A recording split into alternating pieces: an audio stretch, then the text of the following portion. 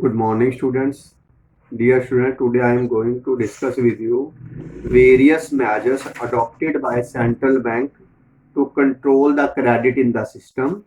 Or in this lesson, in this topic, you will study various measures, various methods adopted by central bank to control credit or flow of credit or flow of money supply in the system. Basically, RBI adopts two measures to control money supply in the system. These two measures are quantitative measures and qualitative measures. Quantitative measures are those measures to control the money supply whose aim is to control or reduce or to monitor or to regulate the supply of money in whole economy. Whereas qualitative measures are those measures whose aim is to regulate or to control the supply of money some selected sectors. I am repeating the difference between quantitative measures as well as qualitative measures. Quantitative measures are those measures adopted by the Reserve Bank of India to control money supply, whose aim is to reduce money supply throughout the economy, whereas qualitative measures are those measures whose aim is to reduce the supply to control the supply to some selected sectors of the economy. Now, as far as the quantitative measures are concerned, its first measure is bank rate.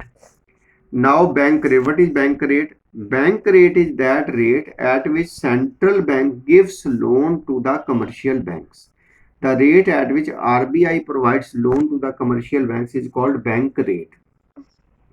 Now, in order to reduce the money supply in the system, generally central bank increases the bank rate, because when bank rate increases, automatically commercial bank will also increase the rate of interest. The rate of interest is that rate at which loan is provided to the general public. When bank rate will increase, the cost of credit hereby we mean the rate at which commercial bank gives loan to the general public will increase. And when bank rate will increase, cost of credit will increase, money supply will be reduced in the system. Means people will less borrow from the commercial banks and money supply will be reduced in the economy. On the other hand, in order to increase money supply in the system, bank rate is reduced. When bank rate is reduced, the rate of credit, rate of loan, or cost of credit will also decrease. It means now commercial bank will reduce the rate on loan. When rate of loan will fall, money supply will increase in the system. It means bank rate also affect the money supply in the system. Bank rate is also related to the repo rate, but there is difference between repo rate and bank rate.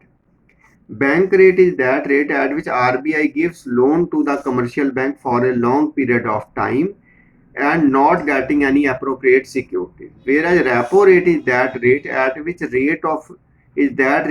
which central bank gives loans to the commercial banks, but here some securities are kept and it is provided for the short period of time. So the basic difference between bank rate and repo rate is under bank rate loan is provided by the RBI to the commercial banks for long period, whereas under repo rate loan is provided for short period. And the another difference is for repo rate securities are required by the commercial bank to put with central bank, whereas under bank rate securities are not required. One thing is also in this concept, that is called reverse repo rate. Reverse repo rate. It is that rate at which RBI himself takes the loan from the commercial bank, known as the reverse repo rate. So the first point to control the money supply used by the central bank is bank rate. Second is the cash reserve ratio. Cash reserve ratio means it is that part of the total deposits of a commercial banks which they keep with RBI. Keep in the mind, cash reserve ratio is that part of the total deposits of a commercial bank which is kept with RBI, and remaining part is left with the commercial banks for loan purpose. Suppose cash reserve ratio is 10% and total deposits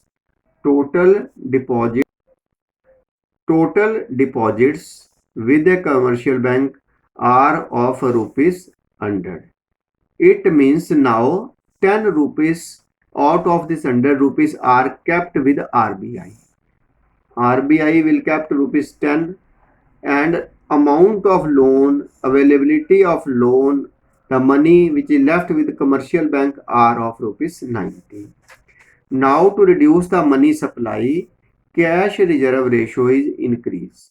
Suppose cash reserve ratio increase from 10% to 15%.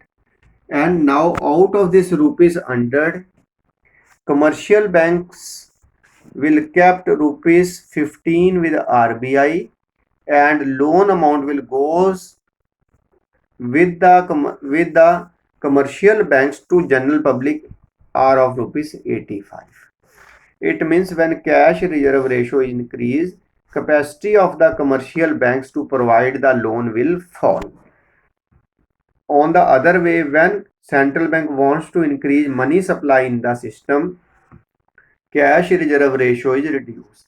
Suppose cash reserve ratio is now 5%. Out of this 100 rupees, rupees 5 will be kept with RBI and commercial bank will have rupees 95 with them to provide for the loan purpose. It means now loan or money supply will increase in the system. Third measure adopted by